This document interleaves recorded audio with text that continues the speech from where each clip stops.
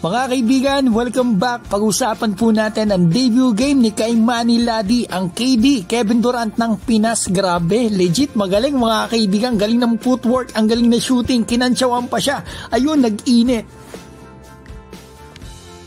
So eto na mga kaibigan, panoorin po ninyong mabuti kung paano maglaro ang batang to. Kay Manny Laddy mga kaibigan, 6'8", grabe ang shooting, napaka-smooth kumilos at ang ganda gumalaw mga kaibigan. Ito po yung official debut game niya dito sa Ateneo sa UAAP. One and done siya dito mga kaibigan. Talaga namang pinabilib ako ng kamay ng batang to at yung kanyang pagiging smooth at talagang yung mga galawan niya, yung footwork at talagang magaling at sigurado malaki pa yung gagaling nito. Kita nyo naman yung galawan niya mga kaibigan, kahit hindi pumasok yun ay talagang napabilib ako ng batang to. So ito may pasa rin siya at makikita pa natin dito yung ilan sa ginawa niya. Napakagandang laban nito. Pares kasi magaling yung coach din ng team na ito. Yung Ateneo, Coach Tab Baldwin. Doon sa kabila naman, Sean Chambers mga kaibigan. So pares gilas coaches natin to. Pares magaling, talagang ang ganda ng laban. Pero napakaganda talaga na nilaro ng batang to. Magaling.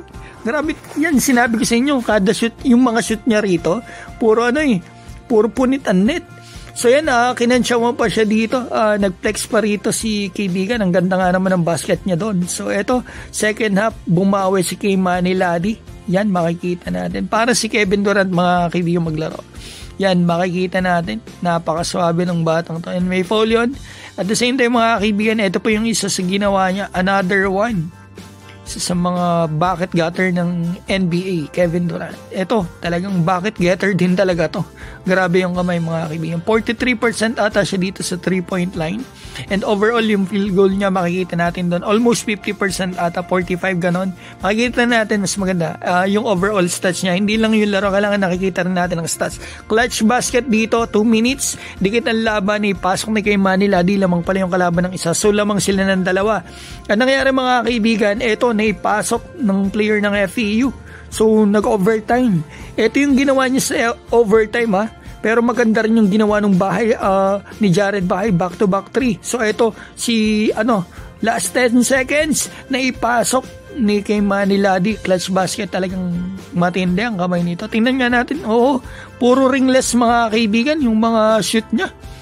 Ito, tingnan natin kay Manny Laddy, 31 minutes naglaro, 10 out of 22, mahigit 45% sa field, 43% sa 3-point line, meron pa siyang 9 rebound, may 3 assist, isa lang yung TO niya mga kaibigan in 30 minutes mahigit, may isa pa siyang block mga kaibigan, leading scorer ng team, 26 points yan mga kaibigan, nakikita naman natin. Napakagandang laban. Talagang magaling din yung mga coaches na naglaban dito Eto, kay Manny Laddy, legit, the real deal.